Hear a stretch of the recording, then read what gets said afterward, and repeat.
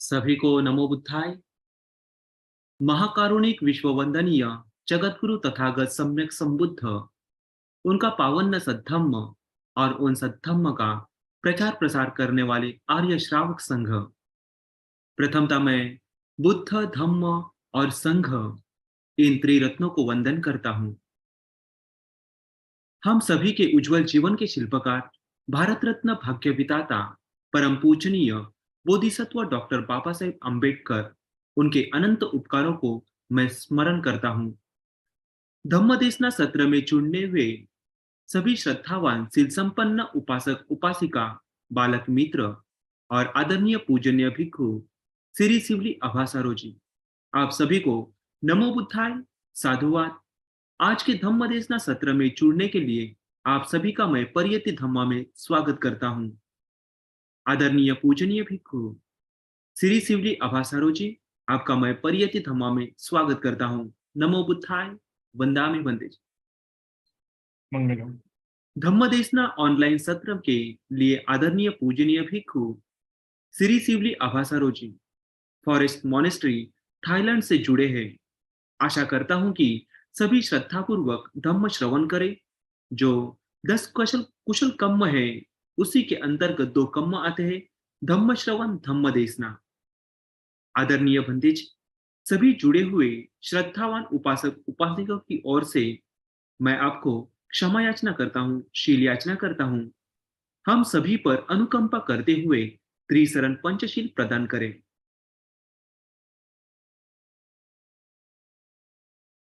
सभी श्रद्धापूर्वक उपासक उपासिका हाथ जोड़े।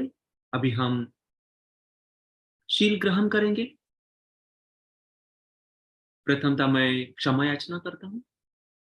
ओकास वंदामि भंते, द्वारतेन मया कतं सब्बं अपराधं क्षमतु मे भंते। द्वितीयंपि ओकास वंदामि भंते, द्वारतेन मया कतं सब्बं अपराधं क्षमतु मे भंते। तृतीयंपि ओकास वंदामि भंते, द्वारतेन मया कतं सब्बं अपराधं क्षमतु मे भंते। खमतु खमामि विवादं शीलस्य नित्यं यद्दापचायिनो चत्तारो धम्मा वर्धन्ते आयु वन्नो सुखं वदन्ति। साधु साधु साधु। तीसरण पंचशील याचना। ओकास अहं भंते, तीसरणेन सह पच्चशीलं धम्मं याचामि, अनुग्रहं कृत्वा शीलं देतु मे भंते। द्वितीयंपि ओकास अहं भंते, तीसरणेन सह पच्चशीलं धम्मं याचामि, अनुग्रहं कृत्वा शीलं देतु मे भंते। तृतीयंपि ओकास अहं भंते, तीसरणेन सह पच्चशीलं धम्मं याचामि, अनुग्रहं कृत्वा शीलं देतु मे भंते। यं अहं वदामि तं वदेथ। आं भंते। नमो तस्य भगवतो अरहतो सम्मा सम्बुद्धस्य। नमो तस्य भगवतो अरहतो सम्मा सम्बुद्धस्य। नमो तस्य भगवतो अरहतो सम्मा सम्बुद्धस्य। नमो तस्य भगवतो अरहतो सम्मा सम्बुद्धस्य। बुद्धं शरणं गच्छामि। बुद्धं शरणं गच्छामि। धम्मं शरणं गच्छामि। धम्मं शरणं गच्छामि। संघं शरणं गच्छामि। संघं शरणं गच्छामि। द्वितीयंपि बुद्धं शरणं गच्छामि। द्वितीयंपि बुद्धं शरणं गच्छामि। द्वितीयंपि धम्मं शरणं गच्छामि। द्वितीयंपि धम्मं शरणं गच्छामि। द्वितीयंपि संघं शरणं गच्छामि। द्वितीयंपि संघं शरणं गच्छामि। तृतीयम्पि बुद्धं शरणं गच्छामि। तृतीयम्पि बुद्धं शरणं गच्छामि। तृतीयम्पि धम्मं शरणं गच्छामि। तृतीयम्पि धम्मं शरणं गच्छामि। तृतीयम्पि संघं शरणं गच्छामि। तृतीयम्पि संघं शरणं गच्छामि। शरणागमनं निठितं। आं भन्ते। पानातिपाता वेरमणि सिक्खापदं समादयामि। पानातिपाता वेरमणि सिक्खापदं समाधियामि। अदिन्नादाना वेरमणि सिक्खापदं समादयामि। अदिन्नदाना वेरमणि सिक्खापदं समाधियामि। कामेषु मिच्छाचारा वेरमणि सिक्खापदं समादयामि। कामेषु मिच्छाचारा वेरमणि सिक्खापदं समाधियामि। मुसावादा वेरमणि सिक्खापदं समादयामि। मुसावादा वेरमणि सिक्खापदं समाधियामि। सुरामेरयमज्जपमादठाना वेरमणि सिक्खापदं समादयामि। सुरामेरय मज्जपमादठाना वेरमणि सिक्खापदं समाधियामि। साधु साधु साधु शरणेन सन्धि पंचशीलं धम्मं साधुकं सुरक्षितं गत्वा अपमादेन शील संपादे कृतम्। आं भन्ते। शीलन सुगतियन्ति। आं भन्ते। शीलन भोग संपदा। साधु शीलन निभूतयन्ति तस्मात् शीलं विशोधय। साधु साधु साधु। बुद्धं नमामि। धम्मं नमामि। संघं नमामि। अहं वन्दामि सर्वदा। साध साध साध। मंगल हो कुंके जी। आदरणीय बंदे जी, सभी श्रद्धावान से संपन्न सत्र में जुड़े हुए उपासक उपासकों की ओर से मैं आपको याचना करता हूं कि बुद्ध धम्म संघ गुणों से हमें कंपित करके भगवान सम्यक संबुद्ध द्वारा उपदेश श्री सत्धम्म के हमें धर्म की देशना दीजिए। साथ अपना हरिचंद जुड़े कि नहीं? हरिचंद, उनके लिए हाँ हरिचंद जी, उनके लिए मैंने लेक्चर था ना आज। ऐसे उनको ही था ना, उनको किसी को तो भी था शायद से कंफ्यूजिंग इस पे। तो मेरा स्लाइड शेयर करना है मुझे। हाँ, एक ही मिनट।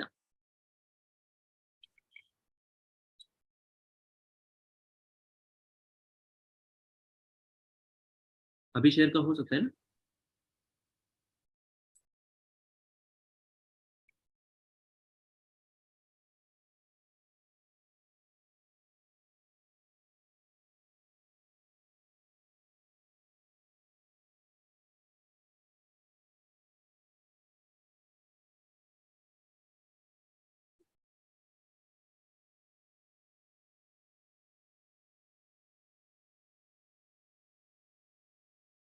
पूरी है शेयर? हाँ हाँ। ओके।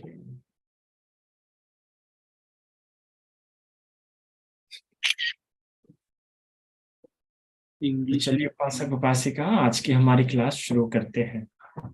ये क्लास शुरू करने के पहले यह बात बता दी कि मेरा किसी भी धर्म से कोई विरोध नहीं है। जो आज की जो क्लास है बस एक दार्शनिक स्वरूप पे आज हम जानेंगे, एक फिलोसॉफिकल रूप में। ठीक है, इसमें कुछ हम विज्ञान के स्तर पे, साइंस के क्या दृष्टिकोण है इस पे हम ये नहीं जानेंगे। हम सिर्फ जानेंगे कि आत्मा का जो सिद्धांत है वो आत्मा के सिद्धांत के हिसाब से आत्मा के सिद्धांत में क्या क्या बातें आती है, और बौद्ध के सिद्धांत में जो बौद्ध जो नाम रूप का जो सिद्धांत इस्तेमाल करते हैं उस सिद्धांत में क्या क्या बातें आती है ना। तो उसका आत्मा का दृष्टिकोण क्या है, आत्मा के बारे में क्या क्या जानने के लिए मिलता है, क्या क्या उसको लेके मत है, क्या क्या ये है, क्या फिलोसॉफी हिंदू फिलोसॉफी में, हिंदू धर्म ग्रंथों में, और नाम रूप के प्रति पाली साहित्य में, बौद्ध धर्म ग्रंथों में क्या दिया गया है, और इन दोनों में क्या अंतर है, किस प्रकार से ये भिन्न है।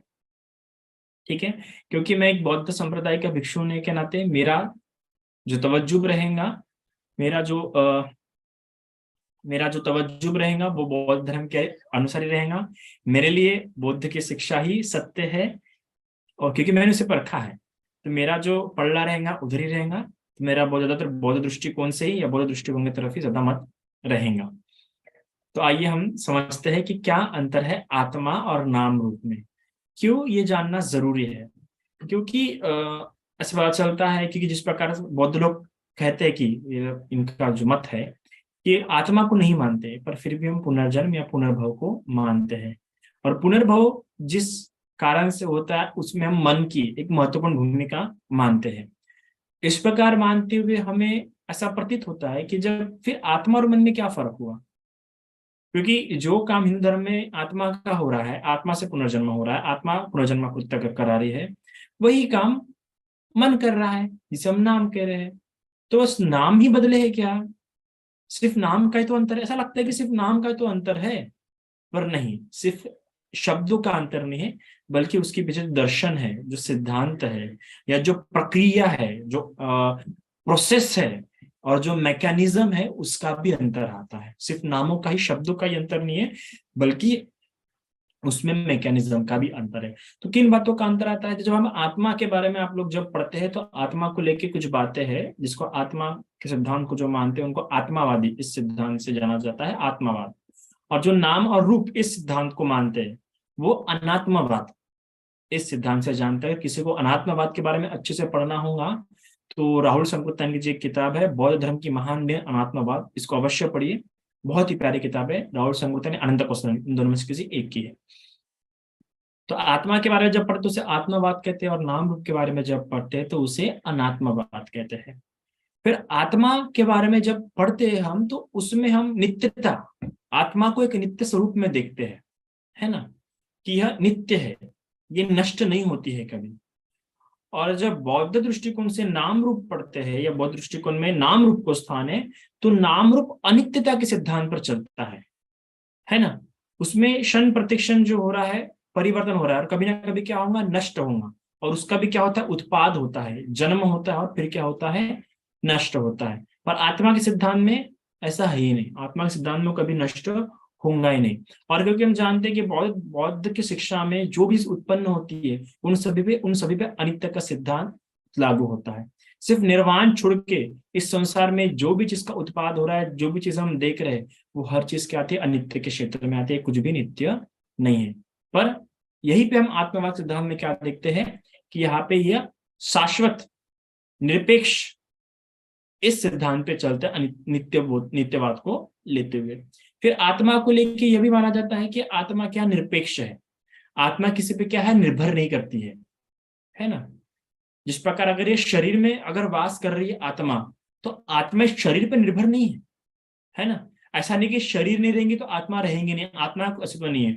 आत्मा बिना शरीर के भी रह सकती, निरपेक्ष, उसका कोई पक्ष नहीं है शरीर को लेके, या उस पर आधारित नहीं है, डिपेंडेंट नहीं है आत्मा। क्योंकि आत्मा के लिए अक्सर हिंदू धर्म में एक हिंदू के शिक्षा में एक शब्द, एक उदाहरण इस्तेमाल करता है, जिस प्रकार एक व्यक्ति एक कपड़े छोड़ के दूसरे कपड़े पहनता है ना, तो कपड़ों का उसमें कोई अस्तित्व नहीं है, शरीर है इसलिए कपड़े पहन पा रहा है। तो उसी प्रकार आत्मा का भी भाव वही है, आत्मा इसलिए एक शरीर छोड़ के दूसरे शरीर में जा रही है, आत्मा नहीं तो कोई शरीर का भी अस्तित्व नहीं होता, तो आत्मा पे सब कुछ निर्भर है। पर वही बौद्ध धर्म में हम क्या देखते हैं, बौद्ध धर्म में सापेक्षता देखते हैं। ये जो नाम रूप है ये सापेक्ष है, अर्थात कि ये जो नाम है मतलब मन, ये रूप पे निर्भर करता है। अगर रूप नहीं होगा तो नाम भी उत्पन्न नहीं हो पाएगा। और जो नाम और जो रूप है वो भी नाम के भरोसे ही उत्पन्न होता है। अगर नाम नहीं रहेगा तो रूप भी उत्पन्न नहीं हो पाएगा। तो एक दूसरे पे क्या है, सापेक्ष है, निर्भर है, यह है। ठीक है, तो इसलिए भी इसको आत्मा नहीं कहते नाम को। जो मन है इसको आत्मा इसलिए नहीं कह रहे कि आत्मा का जो सिद्धांत है, आत्मा का जो पॉइंट है, उसके बारे में हमेशा ये होगा कि वो निरपेक्ष है, वो इंडिपेंडेंट है, लेकिन माइंड इंडिपेंडेंट नहीं है। इस एक सबसे ज्यादा महत्वपूर्ण जो पॉइंट है, सबसे ज्यादा महत्वपूर्ण बात है, ये इस एक बात के कारण भगवान ने इसे नाम कहा, इसे मन कहा, इसे मन कहते हैं कि मन जो है वो सापेक्ष है। मतलब वो निर्भर करता है, उसको जीवन, उसको चलते रहने के लिए, उत्पन्न होने के लिए किस चीज की आवश्यकता है, पर आत्मा को नहीं है। आत्मा मतलब केंद्र जो किसी पर डिपेंडेंट नहीं है, आत्मा self, the philosophy of self. But नाम सेल्फ नहीं है, उसको हमेशा क्या जरूरत करेंगे, रूप की आवश्यकता पड़ेंगे ही पड़ेंगे। जितने भी आज हम किसको भी मन है, उसको क्या है, रूप है, उसके पास मैटर है। इवन हम अगर सिंपल से एक अमीबा भी लेते हैं, एक कोशिका प्राणी जो अमीबा, वो अमीबा को भी क्या है, शरीर है, रूप है, अगर उसको भी अवेयरनेस है तो, नाम है तो, ठीक है। तो इसी प्रकार फिर आत्मा का जो सिद्धांत है वो शाश्वतवाद का है, वो कभी भी नष्ट नहीं होगा, कभी भी नष्ट नहीं होगा। पर वही नाम रूप का सिद्धांत क्या है, परिवर्तनीय है। क्षण प्रतिक्षण क्या हो रहा है, परिवर्तन हो रहा है, उसमें चेंजेस हो रहे हैं। और दूसरी बात वो क्या है, क्षणिक है। क्षण प्रतिक्षण क्या होता है, नष्ट होते रहता है ना। जब एक बार हम कोई चीज देखते तो कम से कम 17 बार जब हमारा चित्त उत्पन्न होकर मर जाता है, चित्त हमारा जो नाम है 17 बार उत्पन्न होकर मरता है, तब जाके हम कोई चीज को देखते हैं, है ना। तो इस प्रकार से क्षणिक है, परिवर्तन है नाम। और आत्मा क्या है, शाश्वत है, उसमें कुछ परिवर्तन होता ही नहीं है, वो वैसे की वैसे प्योर फॉर्म में, है ना। फिर और आत्मा क्या है, पुनर्जन्म के सिद्धांत को मानता है। पर नाम रूप क्या है, पुनर्भव इस सिद्धांत को मानता है। मतलब पुनर्भव मतलब रीलिंकिंग, और पुनर्जन्म मतलब रीबर्थ। ठीक है, अब हम नेक्स्ट स्लाइड पे जाते हैं। अब आत्मा के सिद्धांत को जानते हैं हिंदू धर्म के दृष्टिकोण से कि आत्मा क्या है। आत्मा के लिए जीव और आत्मा ये दो शब्द इस्तेमाल होते हैं, जीव या फिर आत्मा या जीवात्मा।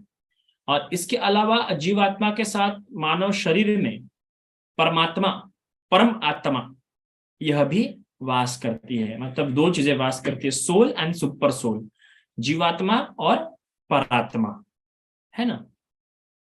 हम देखते जो आत्मा का सिद्धांत है, ये उपनिषद काल में ज्यादा क्या हिंदू धर्म में प्रसिद्ध, या उस पर ज्यादा लिखा गया, उस पर ज्यादा विचार किया गया।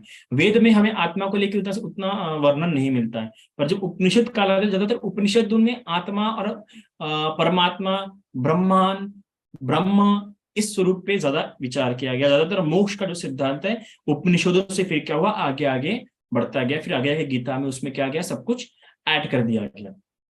तो अभी आत्मा, आत्मा जो कठोपनिषद है या फिर प्रश्नोपनिषद है, इन दोनों उपनिषद में आत्मा कहाँ पे वास करती है इस पर बताया गया है कि अभी आत्मा है हमारे शरीर में, तो कहाँ रहती है, आत्मा का स्थान कहाँ पे। तो कठोपनिषद और प्रश्नोपनिषद के अनुसार आत्मा हमारे हृदय में वास करती है।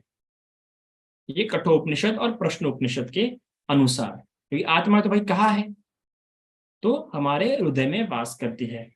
फिर तैत्तिरीय उपनिषद के अनुसार हृदय के गुहा में परमात्मा भी वास करती है, साथ में आत्मा के साथ क्या करती है, परमात्मा भी कहाँ वास करती है, हृदय में ही वास करती है। हृदय में गुहा है, और उस गुहा में, उस केव में क्या होती है, वो वास करती है तैत्तिरीय उपनिषद के अनुसार।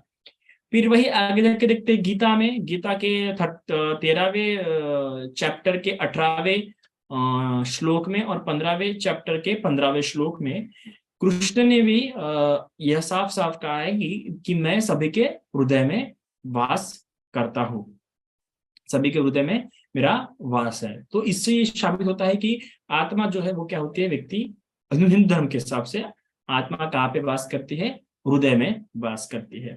फिर कठोपनिषद में और बताया गया है कि जीवात्मा और परमात्मा ये दोनों जो है साथ में वास करते हैं, इर्द गिर्द आजू बाजू में, साइड बाय साइड क्या होती है, वास करती है। वही छंदो उपनिषद बताता है, इसको और इलॉबरेट करता है, इसको और समझाते हुए कहता है कि ये जो केव है, हृदय में जो केव है, जहां पे क्या हो रहे हैं, जहां पे आत्मा और परमात्मा दोनों वास करते हैं, उसको और समझाते हुए कहते हैं कि वहां पे कमल है, जिससे वो इन्वर्टेड, इंग्लिश में जिस जो कमेंटेटर है उसने इन्वर्टेड लोटस इस प्रकार कमल शब्द इस्तेमाल किया। उस कमल में जो गैप है, उस कमल के गैप में ये आत्मा और परमात्मा दोनों क्या करते हैं, वास करते हैं। फिर उन्हीं के साइंटिफिक भाषा में उन लोगों ने कमेंटेटर्स ने ये बताया कि जो थाइमस जो ग्लैंड होता है, वहां पे क्या होते हैं, ये आत्मा और परमात्मा वास करते हैं, मॉडर्न लैंग्वेज में, मॉडर्न साइंस के उनके भाषा में। ठीक है। फिर मुदकोपनिषद इसके बारे में और बताता हुआ वर्णन करता है, ये किस प्रकार से उदाहरण देता है उसके ऊपर पे, उदाहरण कहे या उनके भाषा में, पर ऐसा वर्णन है मुंडकोपनिषद में कि जो गुहा है या जो कमल है, वहां पे दो पक्षी वास करते हैं। ठीक है, एक आत्मा और दूसरा परमात्मा। ये आत्मा जो पक्षी है, आत्मा नामक जो पक्षी है, यह परमात्मा की ओर देखता ही नहीं है, इसका हमेशा दूसरी ओर, इसका ध्यान हमेशा दूसरी ओर रहता है, एक पेड़ की तरफ, जिस पेड़ पे बहुत सारे फल लगे हैं, और हमेशा उस फल को क्या रहता है, वो खाते रहता है ना। तो कुछ फल काफी मीठे होते हैं स्वाद में, कुछ फल काफी कड़वे होते हैं स्वाद में, कुछ फल काफी, पर हमेशा वही खाते रहेगा, उससे अपना पेट भरता रहेगा, उसमें आनंद मनाएंगे और उसमें दुख मनाएंगे, इस प्रकार से। पर दूसरा जो पक्षी है वो कुछ भी नहीं खाता, पर फिर भी उसके उसके मुख पे आनंद है, ध्यान का सुख है। और वो जो पक्षी इसको देख रहा है, जो परमात्मा पक्षी जो कुछ नहीं खा रहा है, वो इस दूसरे पक्षी को देख रहा है, सोच रहा है कौन है ये पक्षी, कहाँ से आ गया है ना, कौन मूर्ख है जो इतना व्यस्त हो रहा है ना। तो इस प्रकार से आत्मा और परमात्मा के वास को लेके, और जब इस आत्मा का जो मिलन है इस परमात्मा की ओर चला जाता है, या जब इस आत्मा का ध्यान इस परमात्मा की ओर चला जाता है, और दोनों एक आत्मा खुद दोनों एक रूप होते हैं, तो उनके मुक्ति का राज खुल जाता है। तो ये जो आत्मा है, जो इस संसार के सुख में कभी मीठे फूल कभी कड़वे फल, इसी में जो लगा पड़ा है, इससे कारण क्या हो रहा है, उसे परमात्मा, उसके बाजू में जो परमात्मा जीव वास कर रहा है, उसका ज्ञान ना होने के कारण ये पूरा अविद्या के कारण चल रहा है, और इसलिए संसार में क्या होते जा रहा है, वो भटकता जा रहा है। इस प्रकार के आत्मा का सिद्धांत, आत्मा और परमात्मा का सिद्धांत, और इस इनके मुक्ति का सिद्धांत, इस आत्मा का जब मिलन हो जाएगा उस परमात्मा के साथ, इस आत्मा को जो परमात्मा का ज्ञान हो जाएगा, है ना, जब ये उसमें मिश्रित हो जाएगा, तब जाके क्या हो जाएगा, मुक्ति हो जाएगा। तो इस प्रकार से आत्मा के सिद्धांत से लेकर परमात्मा के मिलन तक के इनका हिंदू धर्म में क्या है, समझ में आता है। ठीक है। अभी उसी और जो बौद्ध दृष्टिकोण है, क्योंकि वो आत्मा को नहीं मानता, क्या मानता है, रूप को मानता है। अब नाम रूप को मानते वक्त वो साफ साफ है कि नाम चार बातों से बना है, विज्ञान, संस्कार, संज्ञा और वेदना।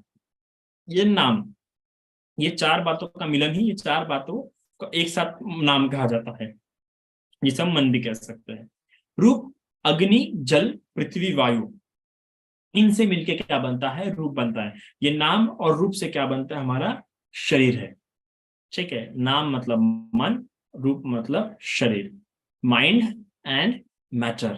तो नाम क्या है, विज्ञान, संस्कार, संज्ञा और वेदना, है ना।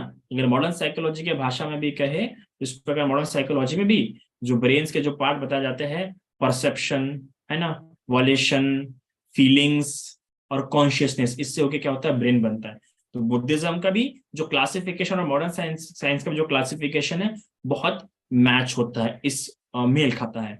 और रूप, रूप तो इन चार भौतिक पदार्थों से बना है। अब जब नाम के बारे में साफ साफ बोला गया है, नाम अरूप है, नाम का कोई रूप है ही नहीं, नाम का कोई ऐसे रौपिक या भौतिक चीज में कोई अस्तित्व नहीं है। अगर शॉर्ट में तो टाइम और स्पेस में एग्जिस्ट बिल्कुल भी नहीं करता है नाम। नाम का कोई आकार नहीं है, नाम का कोई रूप नहीं है, नाम अरूप है। ठीक है। और रूप का आकार है, रूप एग्जिस्ट करता है टाइम और स्पेस में। ठीक है। रूप अस्तित्व है। ठीक है। अभी नाम और रूप, इसके बारे में मेरी प्रश्न में बताया गया कि नाम, रूप तथा उनका परस्पर आश्रित होना। इस प्रकार मेरे प्रश्न में से बोला गया है, राजा भंते से सवाल पूछते हैं, भंते आप जो नाम और रूप के विषय में कह रहे थे, सो वह नाम क्या चीज है और रूप क्या चीज। महाराज, फिर भंते बताते हैं, महाराज जितनी भी स्थूल चीजें हैं वे सभी रूप है। जिसको भी आप स्थूल देख रहे हैं ना, जो भी आप टच कर पा रहे हैं वगैरह, ये सारे चीजों में क्या आता है, ये सभी रूप है। चाहे टेबल हो, चाहे शरीर हो, चाहे पेन हो, चाहे लोहे की कोई चीज हो, बॉटल हो, जो भी जिसको आप ये स्थूल स्थूल दिख रहा है, ये सभी क्या है, रूप में। इन सभी गिनती क्या जाती है, रूप में आ जाती है। मतलब ये जो सब दिख रही है, सब रूप है। और जितने भी सूक्ष्म मानसिक धर्म है ना, मानसिक धर्म, सूक्ष्म चीजों में कई सारे आते हैं, और सूक्ष्म मानसिक धर्म वे सभी क्या में, उन्हें गिनती क्या में आती है, नाम में आती है। तो इस प्रकार से भंते ऐसा क्यों नहीं होता कि या तो केवल नाम या केवल रूप ही जन्म ग्रहण करे। अभी यहाँ पे प्रश्न आता है, हम जो पूछते हैं ना, जिस प्रकार से आत्मा जन्म ग्रहण करती है धर्म के हिसाब से, पर बौद्ध धर्म के हिसाब से भी सापेक्षवाद है, इंडिपेंडेंसी है ना। इसलिए भी सापेक्षवाद करने वाले आत्मा को नहीं मानते। तो इसके हिसाब से यही प्रश्न पूछो कि क्यों, ऐसा क्यों नहीं हो सकता कि नाम कभी नाम जन्म ग्रहण कर लिया, कभी रूपी जन्म ग्रहण कर ले। तब भद्दे कहते हैं, महाराज नाम और रूप दोनों आपस में आश्रित है, आश्रित है, एक दूसरे पे क्या है, डिपेंडेंट है। है ना। एक दूसरे के डिपेंडेंट के कारण ही वो लोग अस्तित्व में आते हैं। तो एक दूसरे के बिना ठहर नहीं सकते, जिनको उनको ठहरना ही है, उनको ठहरे रहना है, तो क्या हम इस प्रकार हम जल देखते हैं, है ना। अब जल को मैं से आसमान में ठहर रख सकता हूँ क्या? नहीं, मुझे किसी चीज की आवश्यकता पड़ेगी, है ना। जैसे कि अगर फॉर एग्जाम्पल ये बॉटल है, अब ये बॉटल आसमान में, ये बॉटल में अगर पानी है तो ये आसमान में ठहरा है क्या? पानी नहीं। इसलिए एक रूप ने क्या कर दिया, इसको आकार दे दिया है, तो उसमें क्या हो पा रहा है, ये पानी ठहर पा रहा है। तो उसी प्रकार नाम रूप पे ठहरता है, रूप नाम के कारण ठहरता है। ऐसे दोनों एक दूसरे पे क्या है, आश्रित है, दोनों साथ होते हैं। तो महाराज कहते बनते, कृपया उपमा देकर समझाइए। महाराज, यदि मुर्गी के पेट में बच्चा नहीं होवे तो अंडा भी नहीं हो सकता है, क्योंकि बच्चा और अंडा दोनों एक दूसरे पे आश्रित है, दोनों एक ही साथ होते हैं।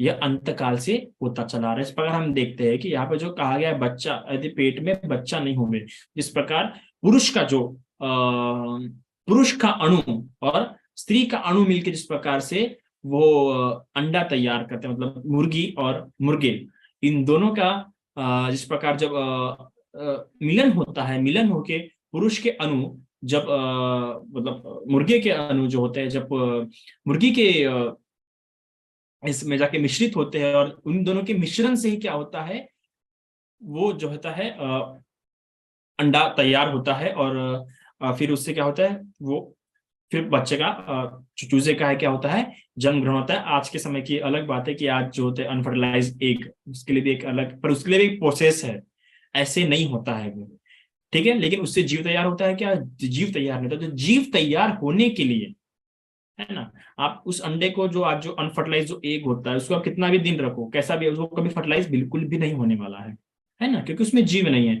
तो जीव तैयार कब होता है? जब नाम और रूप दोनों क्या होते हैं, अटैच होते हैं। इन दोनों के अटैच से जीव उत्पन्न होता है। तो जहां नाम होगा वहां रूप होगा, जहां रूप होगा वहां नाम होगा। ये किसके अंडे के उदाहरण से इसमें समझाया गया है। अब सवाल आता है कि ये जो नाम धर्म है, जिसे हम कहते हैं नाम, है ना, अब ये नाम भी क्या है, चार बातों से मिला है। इस प्रकार आत्मा में तो आत्मा ही है, उसमें कुछ नहीं है ना। पर ये नाम धर्म भी क्या है, चार बातों से बना हुआ है। कौन सा? वेदना, संज्ञा, संस्कार और विनय। तो ये वेदना क्या है ना। तो महाराज, अनुभव करना वेदना की पहचान है। तो जो जो जो अनुभव कर रहा है, जो इस प्रकार सुखद अनुभव, दुखद अनुभव, असुखद, अदुखद, ये तीन प्रकार की वेदना हम नॉर्मली पढ़ते हैं।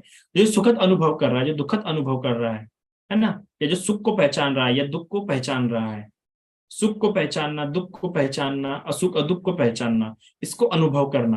तो ये जो ये वेदना के कारण क्या हो रहा है, अनुभव हो रहा है। तो कृपया उपमा देकर समझावे। तो महाराज, कोई आदमी राजा की सेवा करे, राजा उससे खुश हो, उसे कोई बड़ा पद दे दे, वह उस पद को पा सभी ऐशो आराम करते हुए बड़े चैन से रहे। अब उसके मन में ऐसा हो, मैंने पहले राजा की सेवा की, जिससे खुश हो राजा ने मुझे यह पद दे दिया है, उसी समय से लेकर मैं इस ऐशो और आराम का अनुभव कर रहा हूँ। तो जो ऐश और आराम का जो अनुभव हो रहा है, सुख का जो अनुभव हो रहा है, ये वेदना के कारण हो रहा है न महाराज। या कोई आदमी पुण्य कर्म करके मरने के बाद स्वर्ग लोक में उत्पन्न हो, अच्छा गति को प्राप्त हो, वह वहां दिव्य पांच काम गुणों का उपभोग करे, उसके मन में ऐसा हो, मैंने पहले पुण्य कर्म किए, उसी से मैं इन दिव्य पांच काम गुणों का अनुभव कर रहा हूँ। महाराज, इसी तरह अनुभव करना वेदना की पहचान है। तो ये जो आपका जो सुख, आप जो सुख और दुख जो अनुभव कर पा रहे हैं, ये इस नाम में जो वेदना है, ये वेदना के कारण क्या हो रहा है, आपको ये अनुभव हो रहा है ना।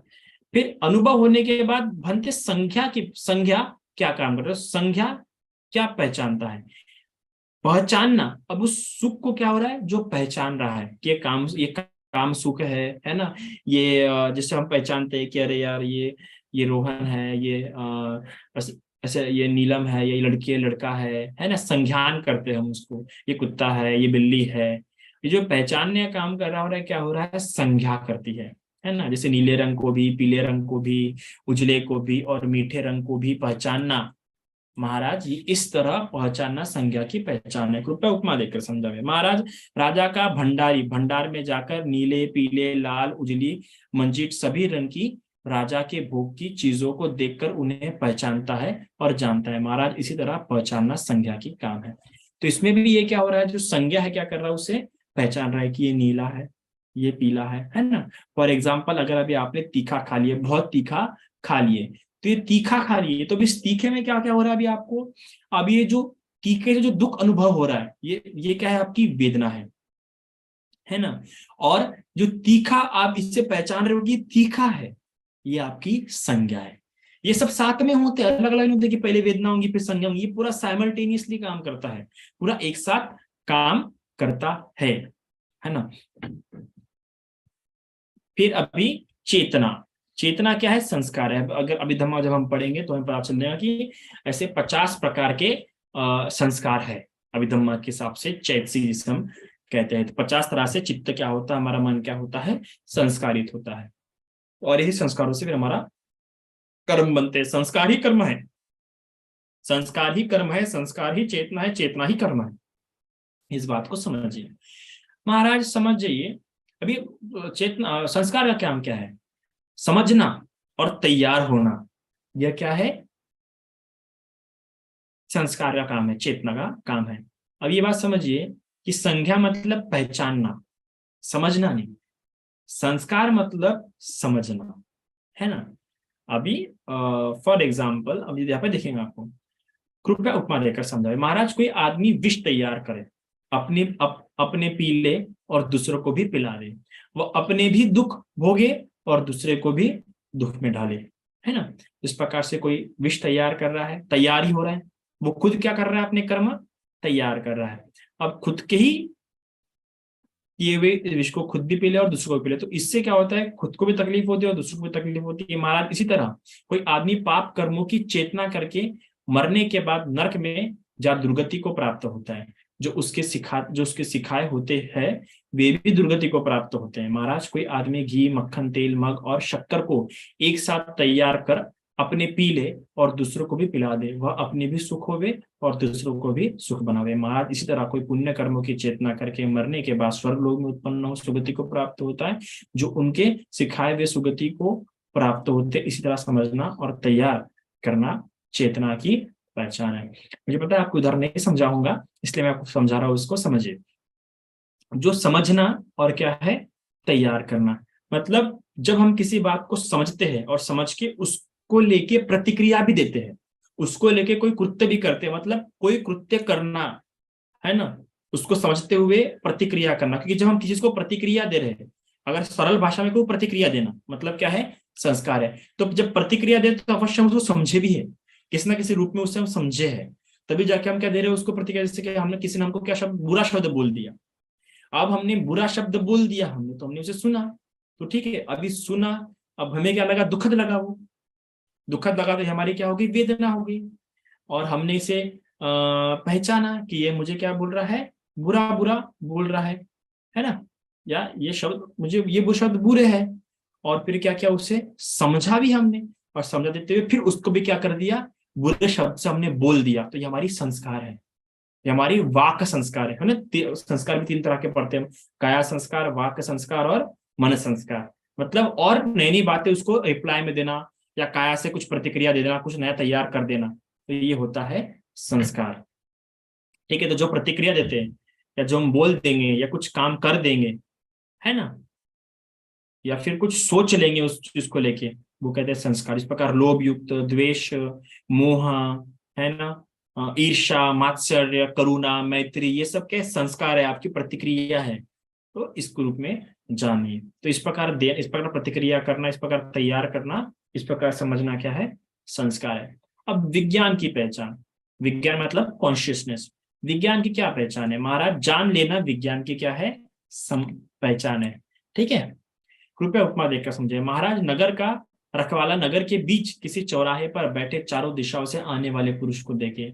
महाराज इसी तरह जो पुरुष आंख से देखता है उसे विज्ञान से जान लेता है, जो कान से शब्दों को सुनता है उसे विज्ञान से जान लेता है, जो नाक से गंध सूंघता है उसे विज्ञान से जान लेता है, जो भी जीभ से रसों को चखता है उसे विज्ञान से जान लेता है, जो शरीर से स्पर्श करता है उसे विज्ञान से। जो विज्ञान का काम है ये क्या करता है, जिसे हम कॉन्शियसनेस कहते हैं, ये विज्ञान का काम है, जानने का काम। अब ये जानता है तो ये जानने में कुछ मिलावट नहीं होती। जिस प्रकार कोरा पानी कैसा होता है, उसी प्रकार विज्ञान सिर्फ जानता है, पर संज्ञा और संस्कार के कारण इसमें क्या कहते हैं, मिश्रण हो जाए। जिस प्रकार कोरे पानी में, साफ पानी में हम जो रंग डालेंगे वैसा पानी उस रंग का हो जाता है। उसी प्रकार जैसा हमारी संज्ञा रहेंगी, जैसे हमारे संस्कार रहेंगे, वैसा हमारा विज्ञान जानता है। अगर हमारे संस्कार द्वेष युक्त होंगे, अगर हमारे संस्कार में ईर्ष्या होंगी, हमारे संस्कार में कटुता होंगी, और हम उसको संज्ञान गलत तरीके से कर रहे हैं, तो वो हमारा विज्ञान भी क्या हो जाएगा, उसी प्रकार से हो जाएगा। ठीक है, तो जानने का काम ऐसा। तो वेदना अनुभव करने का काम करता है। अनुभव कितना, सुखद दुखद या असुखद अदुखद। संज्ञा क्या काम करता है, पहचानने का काम करता है। अगर हमने कभी उसे देखा होगा वगैरह तो उसे पहचानने की कोशिश करता है ना। और संस्कार क्या काम करता है, समझने का प्रयास करता है ना, समझता है उसको। और विज्ञान क्या काम करता है, जानता है। ठीक है, अनुभव अनुभव करना, पहचानना, समझना और जानना, ये सारे काम का, ये सारे नाम करता है, यह नाम से होता है, या नाम से किया जाता है, नाम में उत्पन्न होता है। ठीक है, अब ये जो विज्ञान है, अब ये विज्ञान भी क्या है, 6 तरह का है। विज्ञान भी क्या है, 6 तरह का। चक्षु विज्ञान, मतलब ये चक्षु में जो विज्ञान उत्पन्न होता है, या चक्षु में जो कॉन्शियसनेस, आई कॉन्शियसनेस जो है ना, जब हम कोई रूप देख रहे हैं तो कैसे देख रहे हैं, आंख से देख रहे हैं, है ना। आंख, जब कोई आंख से क्या देख रहे हैं, हम रूप देख रहे हैं, तो ये हो गया चक्षु विज्ञान। ठीक है, आंख से जान रहे मतलब चक्षु विज्ञान, आंख से जानना मतलब चक्षु विज्ञान। शब्द सुन रहे हैं मतलब हमारा विज्ञान कहाँ पे है, शब्द यहाँ पे श्रोत में, तो ये श्रोत विज्ञान। फिर घान विज्ञान, घाना मतलब क्या होता है, गंध। तो फिर अगर कोई सुगंध ले रहा है, हमारा ध्यान यहाँ पे आ गया, हम यहाँ पे जान रहे हैं, तो ये क्या हो गया हमारा घान विज्ञान। फिर जीवा, यहाँ पे कोई हम टेस्ट ले रहे हैं, तो ये क्या हो गया हमारा, इसको जान रहे हैं, हमारा ध्यान यहाँ पे आ गया, तो ये क्या हो गया जीवा विज्ञान।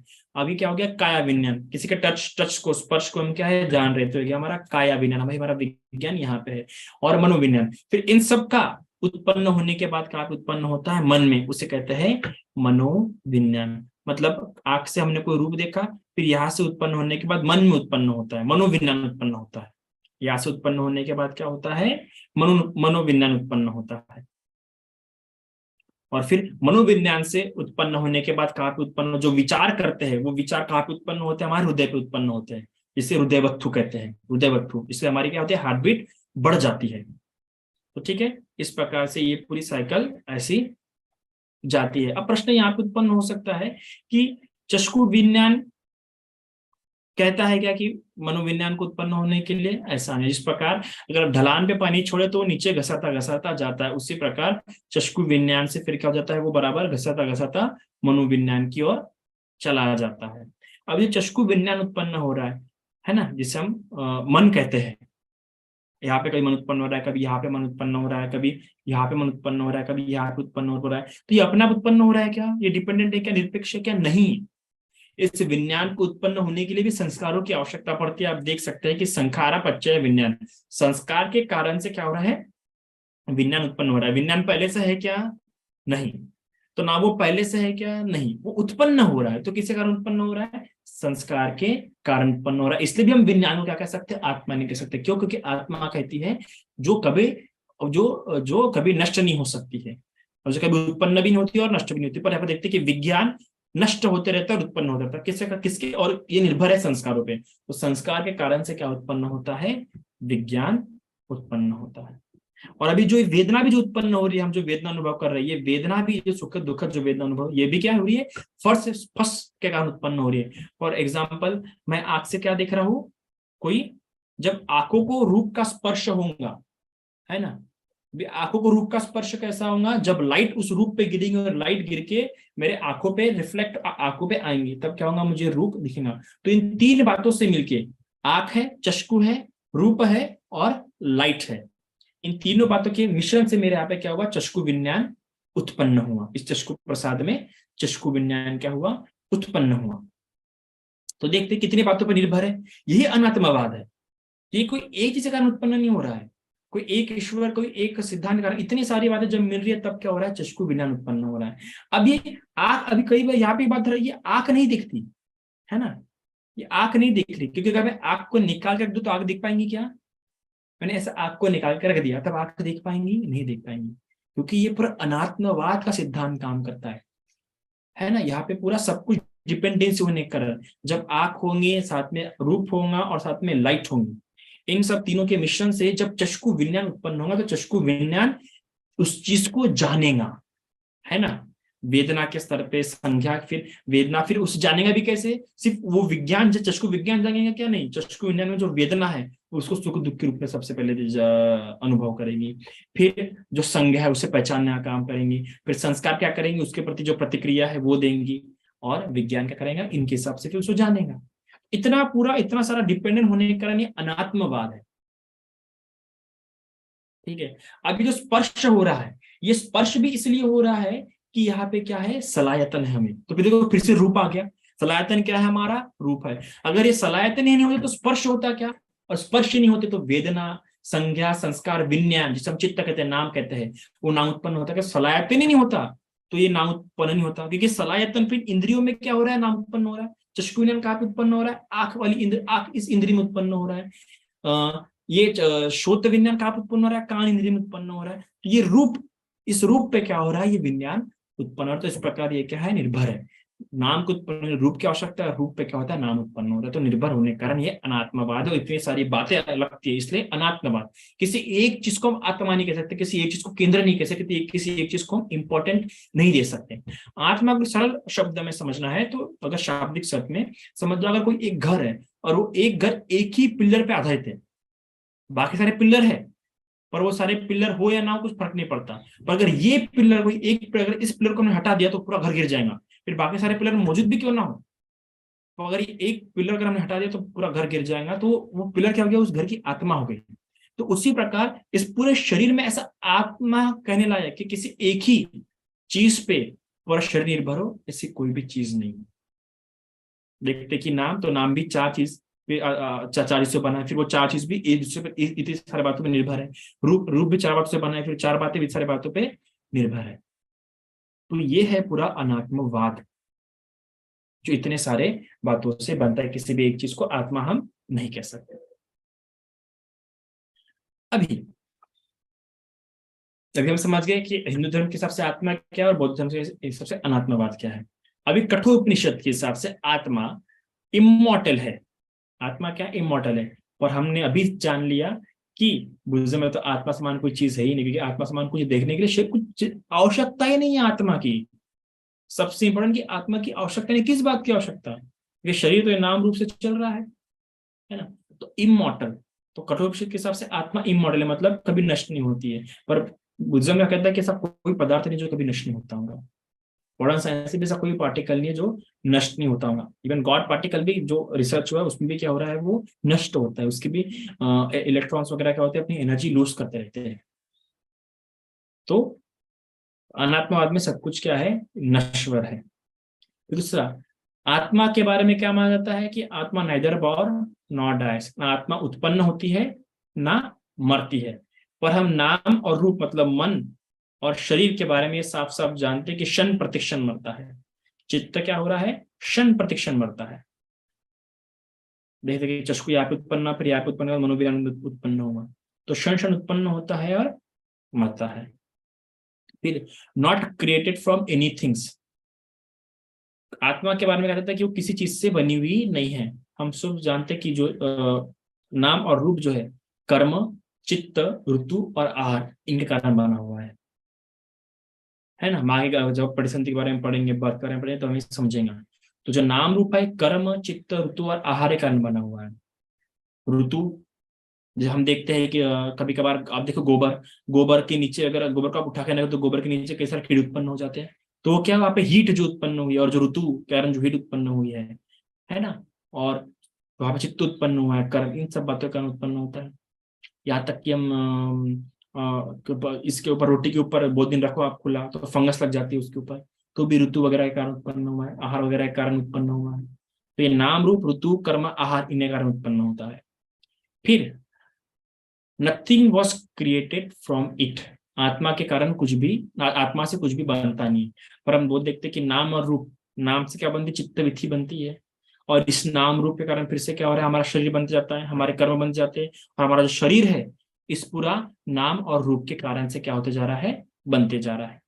फिर ही हु थिंक, अभी अभी ये जो सिद्धांत है ये बड़ा प्रसिद्ध प्रसिद्ध सिद्धांत है, और महाभारत में भी कृष्ण ने यही देखिए अर्जुन को समझाया था कि he who think he is the murderer and he who think he is murdered both are ignorant, the self is neither slayer nor slain.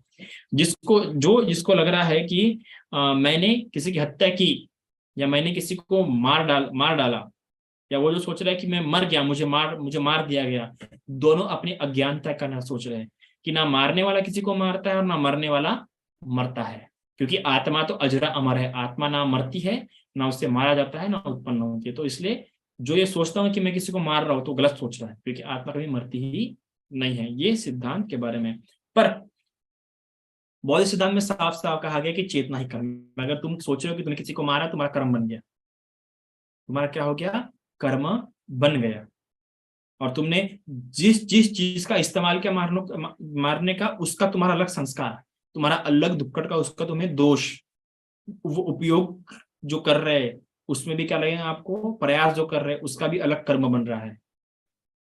तो बुद्धिज्म में साहब बोला, तुमने सोचा तुम्हारा कर्म बन गया, तुमने मारा वो तुम्हारा, फिर कर्म को भी तीन इसमें बोला जाता है ना, विधि कर्म, तुम्हारा विधि कर्म बन गया वो, तुमने उसे प्रयास किया और उसको मार दिया, तुम्हारा विधि कर्म बन गया। ठीक है। और फिर self must be distinguish from body. इसमें क्या होता है कि जो आत्मा है इसको शरीर से बिल्कुल भिन्न जानना चाहिए। और बौद्ध धर्म में क्या है, नाम और रूप ये दोनों भिन्न है ही नहीं, दोनों क्या है, एक है दूसरे पे निर्भर है। तो अभी इसको थोड़ा सा ज्यादा स्पष्ट करके समझते हैं। ये जो बोला जाता है कि he who think is the murderer and he who think he is murdered but both are ignorant. जैसे हिंदी में जो कहा जाता है कि जो सोच रहा है कि मैंने उसे मारा, मैंने उसकी जान लिया, मुझे मारा गया, ये क्या अज्ञानता का लक्षण है ना। ना कोई किसी को मार सकता है, ना कोई किसी को मारता है, और ना कोई मरता है, ये हिंदू धर्म के हिसाब से। पर बौद्ध धर्म के हिसाब से बिल्कुल भी गलत सिद्धांत है। बौद्ध धर्म क्या मानता है, राजा बोलो, बनते कौन जन्म ग्रहण करता है, तबीर बोले महाराज नाम और रूप जन्म ग्रहण करता है। क्या यही नाम और रूप जन्म ग्रहण करता है, बनते कहते महाराज नहीं, यही नाम और रूप जन्म नहीं ग्रहण करता। मनुष्य इस नाम और रूप से पाप या पुण्य करता है, उस कर्म के करने से दूसरा नाम और रूप जन्म ग्रहण होता है ना। ठीक है। बनते तब तो पहला नाम और रूप अपने कर्मों से मुक्त हो गया। अब काउंटर क्वेश्चन पूछते हैं राजा मिनंडा, इसका मतलब आप क्या बोल रहे हैं इसका, कि ये जो नाम रूप है, अभी जो नाम रूप है वो पुराना नाम रूप नहीं है ना, ये नाम रूप अलग है, पुराना का नाम रूप अलग था। तो इसका मतलब मैं कर्मों से अलग हो गया, क्योंकि मैंने जो पुराने नाम रूप से कर्म किया था वो तो भी मेरे साथ है नहीं, वो कुछ और थे और मैं कुछ, और ये जो नाम रूप है ये कुछ और है, तो पुराने कर्म तो से मैं मुक्त हो गया। तब स्थविर बोले महाराज यदि फिर भी जन्म नहीं ग्रहण करे, अगर जन्म ग्रहण नहीं करे मुक्त हो गया तो ठीक है, किंतु चूंकि अगर वह फिर भी जन्म ग्रहण करता है तो मुक्त नहीं हुआ। फिर कहते हैं महाराज कि बनते के बारे उपमा देकर समझाइए। फिर उपमा देते हैं,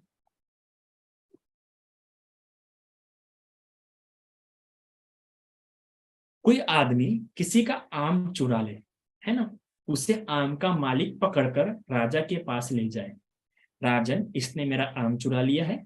इस पर वह ऐसा कहे, वो जो जिसने चुराया वो ऐसा बोले, नहीं मैंने इसका आमों को नहीं चुराया है, दूसरे आम को इसने लगाया था और मैंने दूसरे आम लिए, मुझे सजा नहीं मिलनी चाहिए, क्योंकि इसने जिस आम की बीज लगाई थी वो उसमें वो आम दूसरा था, जो उसने आम खाया था, और उस आम की जो बीज आई उसने वो लगाया, वो आम दूसरा था, और अभी जो फल आए हैं ये आम दूसरा है।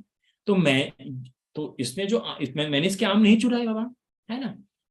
तो महाराज क्योंकि वो उसका आम था, पर ये जो आम के जो फल आए ये तो दूसरे आम है, ये तो उस बीज के कारण से आए हैं, वो उसका आम तो उसने खा लिया था, ये उसका आम नहीं है। महाराज अब आप बतावे कि उसे सजा मिलनी चाहिए या नहीं। हाँ बनते सजा मिलनी चाहिए, सो क्यों। बनते वह ऐसा भले ही कहे किंतु पहले आम को छोड़ दूसरे ही को चुराने के लिए उसे जरूर सजा मिलनी चाहिए। महाराज, इसी तरह मनुष्य इस नाम और रूप से पाप या पुण्य कर को करता है, उन कर्मों से दूसरा नाम और रूप जन्म ग्रहण करता है, इसलिए वह अपने कर्मों से मुक्त नहीं हो पाता। इस प्रकार से वो जो नए जो आम है, इसी बीज से क्या हुए थे, उत्पन्न हुए थे, है ना। इसी आम के कारण से वो आम उत्पन्न हुए थे, इसलिए भी ये इसी की वंशावली, उसी की स्थिति, उसकी विधि में माना जाता है, इसलिए भी ये आम उसी के लिनेज में आने के कारण उसको तो सजा मिलनी चाहिए। उसी प्रकार इसी नाम रूप से ये कर्म होने के कारण, पर इसी नाम रूप के कारण वो दूसरे नाम रूप उत्पन्न होंगे, इसलिए उसे सजा, उसे कर्मों से विभक्त मुक्त नहीं होता है। एक और उदाहरण से हम समझिए, क्योंकि मैं जानता हूं उदाहरण काफी कठिन है, नहीं समझता है। महाराज, कोई आदमी किसी ग्वाले से एक मटका दूध मोल ले, है ना, और मटके को उसी के यहाँ छोड़कर चला जाए।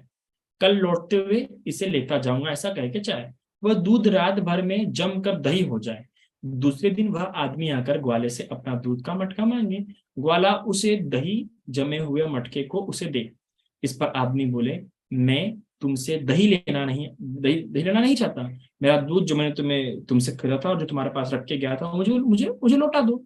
वाला बोले, यह तो दूध ही जमकर दही हो गया। महाराज, इस तरह वे दोनों झगड़ते हुए आपके पास आवे तो आप किधर फैसला देंगे? बनते ग्वाले की ओर, सो क्यों, वह ऐसा कुछ भले ही क्यों ना कहे, किंतु दूध ही तो जमकर दही हुआ है। महाराज, इसी तरह यद्यपि मृत्यु के साथ एक एक और नाम रूप, इसीलिए वह अपने कर्मों से मुक्त नहीं हो सकता। तो इसी कारण से देखते हैं कि इस प्रकार दूध से दही बना, उसी प्रकार पूर्व नाम रूप से नया नाम रूप क्या हुआ है, उत्पन्न हुआ है। ये भिन्न ना होने के कारण अलग भी नहीं है ना, मतलब समान ना होते होते हुए पूर्ण रूप से अलग भी नहीं, और पूर्ण रूप से समान ना होने के कारण एक ही विधि के होने के कारण, इस प्रकार दूध से दही, दही से ताक, ये पूरा एक ही चीज से बना है, पर फिर भी दूध अलग है, दही अलग है और ताक अलग है, पर बना तो एक ही चीज से है।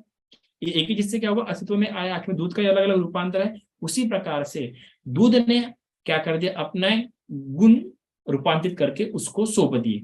दूध क्या बन गया, चेंज होके इसमें बन गया, अपने अपने दूध ने अपने अस्तित्व को बदलते हुए किसका अस्तित्व ले लिया, दही का ले लिया। तो दूध का अस्तित्व दही के रूप में, पर वो दही बिल्कुल क्या है, भिन्न है, पर बिल्कुल दही क्या है, बिल्कुल भी भिन्न है, पर एकदम से अलग पड़ जा रहा है क्या, बिल्कुल भी नहीं पड़ रहा है। तो इसी प्रकार एक ही सरिता पे होने के कारण हम उसको अलग भी नहीं कर सकते, तो इसलिए उसको अपने कर्मों का फल भोगना ही पड़ेगा। तो इस प्रकार से अब पुनर्जन्म के बारे में हम समझते हैं। अब गरुड़ पुराण में जो आत्मा को लेकर जो कि गरुड़ पुराण बहुत फेमस पुराण है हिंदू धर्म में, और इसको इस पर बहुत विश्वास होता है, और मृत्यु के बारे में यही पढ़ा जाता है जब मृत्यु होती है तो हिंदू धर्म में। तो गरुड़ पुराण में कहा जाता है कि प्राण वायु निकल जाते हैं जब मृत्यु का क्षण पास आता है, तो 5 तरह के 5 कोशों से जो शरीर बना होता है, इसमें 3 कोश 5 कोश से घिरा होता है शरीर। इसमें पहले एक होता है अनुनमय कोश और प्राणमय कोश, फिर बाकी जो 3 कोश है उससे वो हमेशा आत्मा के साथ लगे हुए होते हैं। तो जब मृत्यु का समय पास आता है तब प्राण वायु निकल जाते हैं, ठीक है। फिर जो पापी आत्मा होती है वो क्या होती है, गुदे से, मतलब पीछे के रास्ते से क्या होती है, निकलती है। और जो पुण्यवान आत्मा होती है वो मुख से निकलती है। ये गरुड़ पुराण में कहा गया है। निकलकर अंगूठे मात्र शरीर का धारण हो जाती है। जब वो निकलते उसका कैसा आकार होता है, अंगूठे मात्र का उसका आकार हो जाता है। यमदूत उसके गले में रस्सी बांधकर उसे लेके जाता है, कहा, यमराज के पास। फिर यमराज के पास मिलता है, मेल जोल होता है। यमराज उसको सारे कर्मों का लेखा जोखा दिखाता है, जीवन जो भी पाप कर्म किए, जो भी पुण्य कर्म किए। फिर 24 घंटे के बाद उस आत्मा को उससे घर पे वापस लेके आते हैं यमदूत, ठीक है। वो अपने पूरे जीवन का लेखा जोखा देख चुका होता है, और 13 दिन तक फिर वो आत्मा क्या होती है, अपने घर के पास ही या घर में क्या करती है, वास करती है आत्मा के रूप में, ठीक है। अब वो रहते हुए बार बार उस शरीर में वापस जाने का क्या करती है, प्रयास करती है, पर क्योंकि यमदूतों के वो पाश से वो बंदी होने के कारण आत्मा वो शरीर में प्रवेश नहीं कर पाती है। फिर 10 दिन तक क्या होते हैं, हिंदू धर्म में पिंडदान होता है, और वो 10 दिन के आहार से क्या होता है, अगर वो पिंडदान देना आवश्यक है, उनका मानना है अगर वो पिंडदान नहीं देंगे तो आत्मा क्या होंगी, असंख्य कल्पों तक, समय तक क्या होंगी, भटकते रहेंगे। तो ये 10 दिन जो हम पिंड, वो लोग जो पिंडदान करते हैं उसमें से उस पिंडदान को 4 हिस्सों में बांटा जाता है। उसमें से 2 हिस्से से क्या बनता है, उस प्रेत आत्मा का शरीर बनता है। एक भाग क्या होता है, दूत, यमदूत ले लेता है अपने लिए, खुद ग्रहण करता है। और एक भाग का उस प्रेत आत्मा को क्या मिलता है, भोजन मिलता है। इस प्रकार से 9 दिन तक पिंडदान होने पर, 4 हिस्से होने पर, ऐसे 9 दिनों में उस प्रेत आत्मा का शरीर तैयार हो जाता है। और शरीर कितना तैयार होता है, 1 हाथ का शरीर तैयार होता है। हाँ, और जलने के बाद वो पूरा शरीर, 1 हाथ का शरीर प्रकट हो जाता है। 10वें दिन क्या होता है, ऐसा कहा जाता है कि उस प्रेत आत्मा के लिए भोजन तैयार किया जाए। वो भी कौन सा, उसका प्रिय भोजन। अगर तुम उसे प्रिय भोजन तैयार करोगे और वो उसके नाम से दान करोगे तो उसकी भूख शांत होगी, वरना उसकी भूख शांत नहीं होगी। तो 10वें और 11वें दिन और 12वें दिन से इस प्रकार वो क्या करता है, भोजन करता है। और कहता है कि उसको प्रेत कह के संबोधित करना चाहिए। ठीक है, तो इस प्रकार से फिर ऐसा वास करता हुआ फिर वो अपने नर्क, नर्क जाएगा तो नर्क में यातना भोगेगा, जो जहां जन्म होगा वैसे उसका जन्म होगा। तो इस प्रकार गरुड़ पुराण के बारे में ये कहा गया है। अब बौद्ध सिद्धांत के हिसाब से क्या है, बौद्ध के हिसाब से तो संसरण करता ही नहीं, ऐसा कोई आत्मा निकलने वाली समान कोई बात होती ही नहीं है बौद्ध के सिद्धांत में। क्योंकि आत्मा को मानते ही नहीं है, क्योंकि हम साफ जानते हैं नाम और रूप, जहाँ शरीर है वहाँ नाम है, जहाँ नाम है वहाँ क्या है, शरीर। ऐसा कुछ संसरण निकलने वाली कोई बात होती ही नहीं है। तो ऐसा आगे से निकलना, पीछे से निकलना वाली बात बौद्ध धर्म में नहीं होती है। ये क्या होता है, उत्पन्न होता है और नष्ट होता है, इस प्रकार से हम कह सकते हैं। अब ऐसा कोई ट्रेवलिंग वाली बात भी नहीं होती है। कोई ऐसा कोई समय नहीं लगता कि यहाँ जन्म ग्रहण करने के लिए, वहां जन्म ग्रहण करने के लिए कोई समय बिल्कुल भी नहीं लगता। अमृत प्रश्न में साफ साफ बताया गया है कि जिस प्रकार से अगर यहाँ पे कोई व्यक्ति मरा, तुरंत वहां पे उत्पन्न हो जाता है, चाहे वो कितना भी दूर क्यों ना हो लोग, है ना। जैसे उसकी क्या हो जाए, जो उसकी जो संस्कार पकड़ ले, उस संस्कार के हिसाब से जिस लोक से वो संस्कार मेल खाता है, वो संस्कार में क्या हो जाता है, उसका जन्म ग्राउंड जैसे चुंबक घिस लेता है। जैसे कि रेडियो, है ना, हम देखते हैं रेडियो, रेडियो कैसे, क्या जो जो फ्रीक्वेंसी मैच वो चैनल बजता है, उसी प्रकार मरते समय जो संस्कार की जो फ्रीक्वेंसी रहेंगी और वो फ्रीक्वेंसी जिस लोक के सत्वों के साथ मेल खाएंगी, उस लोक में क्या हो जाएगा, जन्म हो जाएगा। अब मिलिंद प्रश्न में ऐसा प्रश्न पूछा गया है कि बनते यहाँ से ब्रह्मलोक कितना दूर है। तो वो बताते हैं कि इतना दूर है कि वहां से तुम कोई शिलालेख फेंकोगे, है ना, और यहाँ पे पहुंचने के लिए कम से कम कल्प लग जाएंगे, इतना दूर है ब्रह्मलोक, बहुत लंबा समय लग जाएगा यहाँ पे पहुंचने के लिए, है ना। अगर वो रोज 80 मतलब इतना बहुत अच्छा डिस्टेंस अगर बहुत स्पीड से भी आ रहा है तो भी बहुत लंबा समय उसको लग जाएगा यहाँ पे पहुंचने के लिए। तो फिर आप ऐसा भी कह रहे हैं, और दूसरी तरफ आप ऐसा कहते हैं कि इंसान जैसे मरता है वैसे उत्पन्न होता है, एक क्षण भी उसे नहीं लगता, एक क्षण का भी ज्ञान अंतराभाव उनमें बिल्कुल भी नहीं होता। तो फिर ऐसे कैसे लगता है, फिर यहाँ पे जब मरता होगा तो वहां पर उत्पन्न होने में कुछ तो समय लगता ही होगा ना। तब पूछते हैं, महाराज मैं आपसे एक सवाल पूछता हूँ, जैसा आपको ठीक लगे वैसा जवाब दीजिए।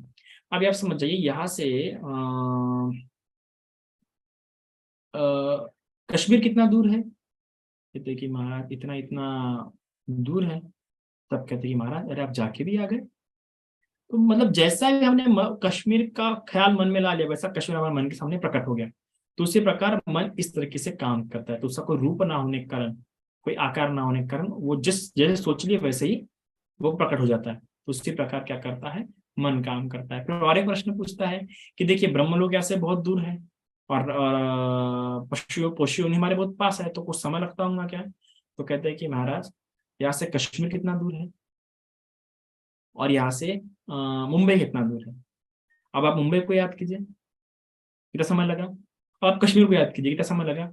कोई अंतर है क्या। तो उसी प्रकार लोग कितना भी दूर हो, मन के हिसाब से उससे कोई अंतर नहीं पड़ता। अगर और एक उदाहरण देना है, समझ जाइए, एक पक्षी, दो पक्षी है, उसमें से एक पक्षी जमीन के थोड़े पास से ही क्या हो रहा है, उड़ते जा रहा है, और दूसरा पक्षी क्या है, बहुत ऊंचाई से उड़ता जा रहा है। तो दोनों में से किसकी छाया पहले गिरेगी जमीन पे, दोनों की समान गिरेंगी, उसमें कोई अंतर नहीं है। उसी प्रकार क्या होता है, मन काम करता है।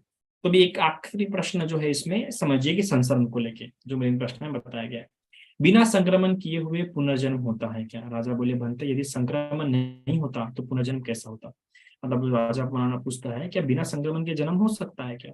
अगर संक्रमण ही नहीं होता, अगर यहाँ से निकल कुछ जाता नहीं होगा, जन्म कैसे ग्रहण होता है? तो महाराज कहते, बनते महाराज बिना संक्रमण के भी जन्म होता है। उपमा देकर समझावे।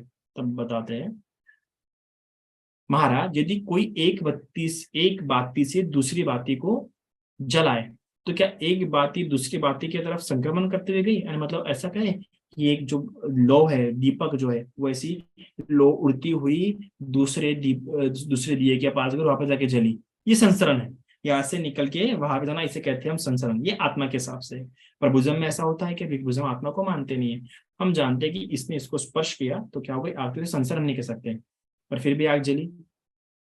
उसी प्रकार एक और उदाहरण समझाया है कि फिर भी उपमा देकर समझाइए। महाराज, क्या कोई श्लोक आपको याद है जो आपने अपने गुरु के पास सुना होगा? हाँ, मुझे याद है, मैंने मेरे गुरु के पास सुना और मुझे याद भी है। तो एक बात बताइए, वो जो श्लोक है वो आपके गुरु के मुंह से उड़ता हुआ आपके मुंह में प्रवेश कर गया क्या? नहीं, आपने उनके पास से सीखा है।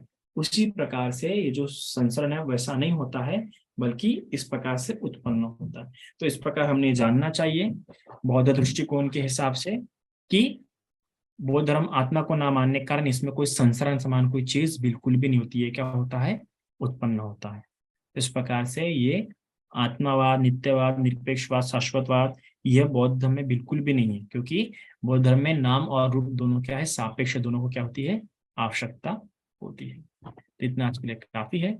साधु साधु साधु। साधु साधु साधु।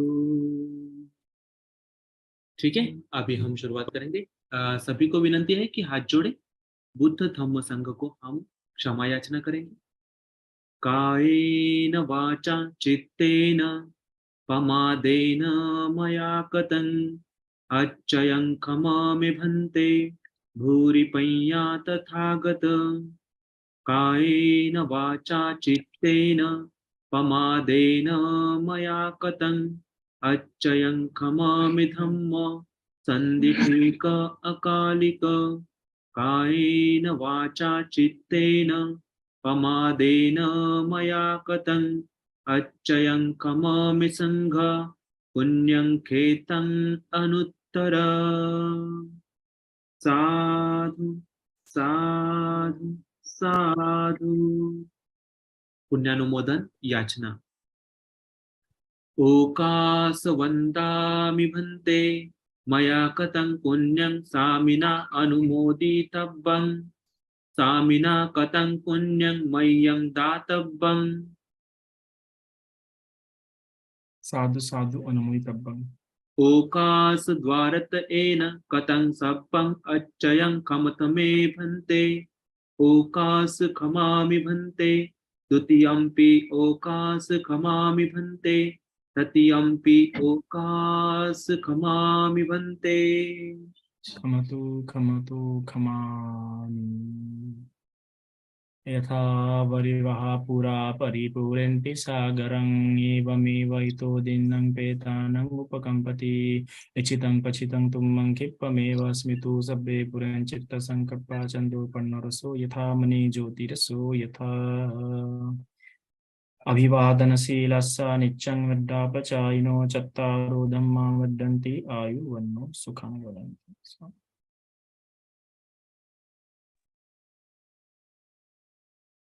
साधु साधु साधु। ये डिमोन स्लेयर वाला कौन है? हाँ जी। नहीं, ये इसका पूछा, डिमन स्लेयर। श्योर